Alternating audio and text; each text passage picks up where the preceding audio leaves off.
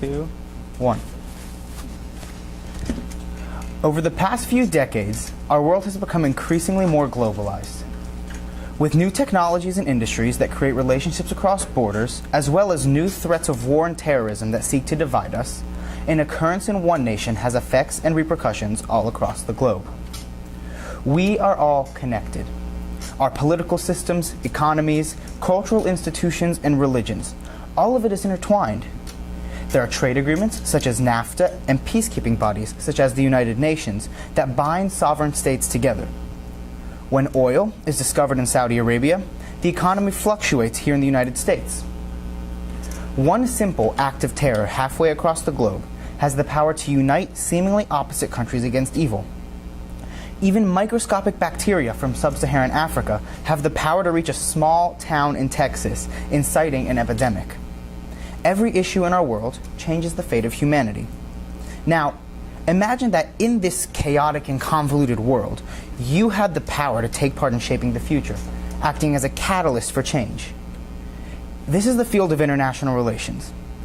By understanding the way our connected world works, we have a hand in maintaining the positive relationships that exist between nations, preventing war through treaties and agreements, and interacting with people from all walks of life to ensure a peaceful and democratic future for the generations to come. It has been through the work of people in the IR field that our global society has remained stable, and the future depends on a healthy international relation in the year to come. Hi there, my name is Max Webb. I'm 17 years old and a senior at Frisco High School, studying international relations this year in ISM 1. Just a little bit about me. I'm not from Texas originally. I was born in Boca Raton, Florida, and we moved here 14 or 15 years ago for my dad's business. I have an awesome family. They're huge. I know, like my sixth cousins, but I love them to death. My immediate family, I have my dad. He is 56, and he's what I call a serial entrepreneur. So he just starts businesses all the time, and he's given me a lot of my motivation and determination to do cool things like I've had the opportunities to do in ISM. I have a stepmom. My dad and stepmom got married in May, as you can see in that picture up there. It was an awesome wedding. It was so much fun. She's awesome. We love having her around. I also have two stepsisters from her, Carly and Kristen. Carly is 25 and Kristen's 29. I love them like my own sisters now. And then I have my own brother and sister, my brother Joey, who's 15 almost, and my sister Lizzie, who's 29, and she has 3 kids herself. A little bit more about me, some activities that I've been involved in. I had an internship last year with our area representative, Scott Turner. I worked with him and his chief of staff doing community outreach and research about different issues that are affecting our area. And I also have been part of an organization called Young Judea, which is the national Zionist leadership movement in America. So they have summer camps for young Jewish teenagers where you study Israel and you study about the Jewish world. I've lobbied on Congress through them. I traveled to Israel with them this past summer for a month. And so that has helped shape me in deciding who I want to be in the world. Another little fun fact about me, I've been to 19 countries and 27 states, and on Friday I'm getting my 20th country. So that'll be fun. So my single biggest passion in life is traveling the world and learning everything I can about the people, languages, and cultures within it. So I've always had this desire to learn about the world, but I really came to light during a really sad part of my life. When I was in 8th grade, my mother, my father, and my grandmother all had cancer at the same time.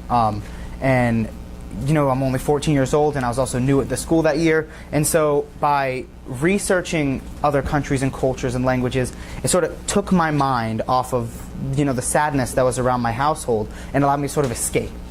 And after all the tragedy was over, my grandma and my father both survived, thankfully, but my mother did not. She passed away in the summer of 2012. And we used traveling that summer as sort of an escape to get away from all the sadness. And it really did become my coping mechanism. And after all of this, it sort of transformed from a coping mechanism into a full-fledged like passion and desire just to learn everything I can, because, you know, I remembered how happy it made me, and there's so many people around the world who aren't that happy, and by learning about them, reaching out to them, I can try to help change the lives of people all across the globe. And so you go to my room, you can tell that this is what I love. On my walls, I have flags from every country that I've been to. I have postcards from every place that I've traveled, and I mark off places that I've been on maps. I have 2 giant maps on my walls in my room. And it's become a part of me. I love language study. I love geography. I've studied 3 languages in school, which is kind of crazy. And I really love this field. And I think IR combines my passion and makes it practical. So what is IR? So international relations, the dictionary definition, is a branch of political science concerned with relations between countries. So this involves, diplomacy and treaties and dealings with the government, but really international relations is such a bigger field. So if you're an international relations student, you study governments of the world, languages, cultures, history, and it's so interdisciplinary. It can fall into a variety of fields. You could go into international business, you could go into the political spectrum, you could even do international medicine or international law, or you could go into the education part of the field, becoming a professor. And there are many subcategories of the field, such as international development, peace and conflict resolution, international law, international security, and foreign policy making. Some of the most important skills you need for this field are good personal communication skills, speaking skills, because you have to bond and form connections with people who could be completely different from you. And this could lead to a career in diplomacy and again in business, so really all avenues are open. So the first part of ISM, as we've all studied, is completing informational interviews. And I had the opportunity of interviewing some really, really cool people. So the first person I interviewed was the Honorable Jose Mario Mejia Barrera. He is the Consul General of El Salvador. So what a consulate is you know how there's like the ambassador of a country has an embassy in Washington, D.C., and then they have different consulates, which are sort of like separate little embassies all across the country. And the nation of El Salvador in Central America has one here. And so I called up the embassy or the consulate, and I was super excited to meet with him. But the problem they told me is that Mr. Barrera doesn't speak English. He only speaks Spanish. And I've studied Spanish for almost 6 years now, but this was like stepping into a whole new territory, and it was insane. Like I don't even know how I pulled it off, but I met him. He smiled. He was so nice, and we just had a conversation. And I pretty much spent an hour just conversing with him in Spanish, which for myself was an extremely cool experience because it took something that I love and a skill that I have, and I was able to actually apply it in the world. And I only understood about half of what he said because he's native and he speaks really fast. But what this experience taught me is that in international relations, language skills are so important because they show respect to other nations and also help you break down barriers between people. Because by speaking with him in this other language, I was able to understand him better, connect with him better, and we were able to healthily exchange our ideas. And I think without proper language education, you won't be successful in the field of international relations. My next interview was with a man named Mr. John Ernst. And Mr. Ernst used to work for the UN. He was on the UN Business Council, which means that he would travel to other nations and try to promote U.S. business abroad through the UN. He also worked with an exchange program with countries that were involved in World War II. So he's elderly. He worked really close to post-World War II. So he would travel to Germany, Japan, Russia, which was at the start of the Cold War, right after World War II. And what he would do is he would try to get American students to go study there and their students to study in America to create a positive image of America on the global scale. Because after World War II, a lot of these nations didn't view positively of us and others viewed way too positively of us. And we also looked down upon some of the nations that were in the war. Some other cool experiences that Mr. Ernst had, he lived in Waterloo, Belgium for a little bit, and he was also at the 1972 Munich Olympics, which was the Olympics when the Israeli Olympic team was kidnapped. So Mr. Ernst, he gave me some insight to a career in the UN, which is obviously a big possibility. It seemed really cool. But a bigger thing that he told me was to take education opportunities and the importance of education. So Mr. Ernst, he went to Georgetown, and it's one of the schools I'm looking at. And by talking with him about their program there, he made it clear that if I want to be successful in the field of international relations, I have to be in DC. It's sort of the heart of the world, and it's where I will get the prime education that I need to be successful in the field. And he also told me that education is very important in this field, that I need to get an undergrad degree and a graduate degree and continue my studies throughout my career. The next person that I interviewed is Ms. Sharon Venable. She's the CEO of the Dallas Committee on Foreign Relations, and here's a quote from their website sort of explaining what they are. So, the Dallas Committee on Foreign Relations is a non-profit organization focused on exploring leading-edge developments in foreign affairs. So the way this works is you have to apply to become a member, and once you become a member, they bring in speakers from all across the world, and they give a presentation, and then the members have sort of a healthy debate, and it creates a good cultural exchange and cross-cultural communication between different people with conflicting ideas. And when I met her, she's the sweetest old lady. Like, she's very short and she's kind of like wobbling at the knees, but she was so nice and so warm and welcoming. And the one thing that she taught me more than anything was the importance of opportunity and taking these opportunities like ISM when I have the chance. She offered me internships while I was there. She told me to come work with her and to use this program to the full extent and get as much as I can out of it before I go to college. The fourth interview that I had was with a man named Mr. Jim Falk, and he's CEO of the Dallas World Affairs Council. And so here's another quote from their website that explains what they do. So the mission of the Dallas World Affairs Council is to promote international awareness, understanding, and connections to include the to include our region's global stature and prepare North Texas to thrive in a complex world. So they function similar to the Committee on Foreign Relations, only on a bigger, better scale. You don't have to apply to be a member. You just pay $20 and then you become a member. And they have they bring in world famous people. A few years ago, they brought in Ahmadinejad, the dictator of Iran, to speak. They have political figures that come in, and you get to go to these events and meet these political people and hear what they have to say, which is really cool.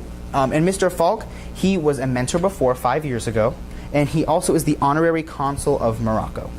The important thing that I learned from Mr. Falk was that Dallas has the capability to be an international city. And most people, when they think of Dallas, they don't think of giant international events that happen. And when I came into ISM, I wasn't quite sure how I would develop my ideas living in a city just smack dab in the middle of America, not really any connections to outside world. But he showed me that this is a place that the international community can thrive. The fifth person I interviewed was named Mr. Ken Niesman, and he's by trade a lawyer, but he's also the honorary consul of Finland. So like a consul like Mr. Barrera from El Salvador, he represents the Finnish people, but he's American, and he became the honorary consul of Finland by working a lot with Finnish businesses.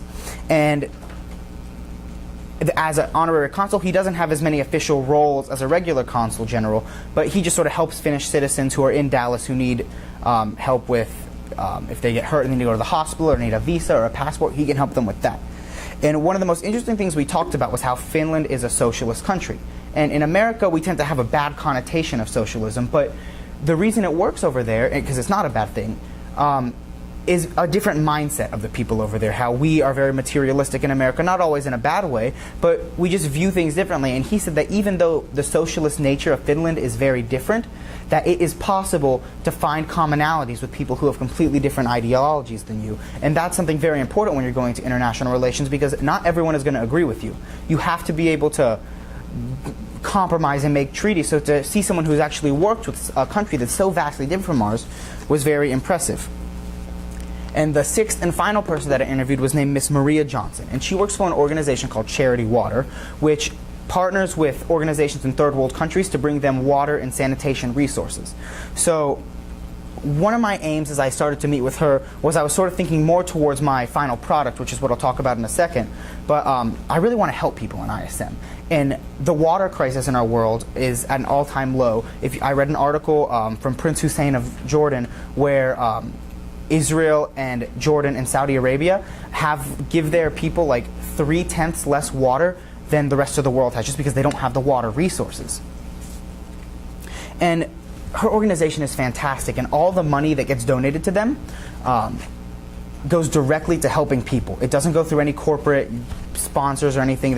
It's right to the people and right to the sources, which I found was amazing. And from her I learned that I can make a difference. Even just a little amount of money or a little bit of hard work can make a difference and impact someone's life for the better, which I thought was really amazing. So I did end up choosing Mr. Falk to be my mentor. He was the fourth person interviewed with the Dallas World Affairs Council. We've had 2 mentor visits. Last night I had our second one, and I got to attend an event where Mr. Ben Bernanke was speaking. He was the former chairman of the U.S. Federal Reserve, and President George W. Bush introduced him, and I sat 3 seats down from President Bush and Laura Bush last night, which was really cool, and I didn't expect that, but it was awesome, and I kind of was like politically fangirling, but it was really cool. All right, so my plan for ISM. So for my original work, I decided to study secession movements in Europe, and right now there are a record number of regions within countries in Europe that want to secede from their respected countries. For instance, Catalonia in Spain, Scotland from the United Kingdom, Flanders in Belgium, Venice from Italy, and the Basque country from France and Spain. And I wanted to research to see if there are commonalities in these countries, and then in these conflicts, and then I'm going to pick one conflict in particular that I think has the most validity, and I'm going to study it more in depth, doing more research, and then I want to write a secession treaty and a new constitution for this new nation, because obviously when you secede, a lot of things change, including things like currency, army, and business. And a lot of these countries, what's interesting is they could affect the makeup of the entire European Union, which could be interesting to see how the future plays out. So I think I've narrowed it down. I want to study the conflict in Catalonia, which is where Barcelona is, seceding from Spain. I may have an opportunity to meet with the Spanish Consul General in Houston, and I am also traveling to Spain this spring, so I'll be in that region where I'll get to sort of see the contrast between my work and what's actually happening over there. For my final product, I'm thinking I want to study the global water crisis through Charity Water, and so what their organization, how it works is I would start a project and I would be raising money. And a project would be just like building a well in Africa. And if I raise $10,000, I can name the project and I can take over the project and it becomes my project. So my goal, I would like to raise $100,000. That's a lot of money, but I would do it through fundraising, and also I'm trying to work with Mr. Falk to see if I'll be able to speak at one of the Dallas World Affairs Council events to try to raise money so I could build wells in Africa. And then this summer I'm traveling to Africa, and if I establish a big enough project, I would love to go visit the people there and see what my work actually did. Plans for the future.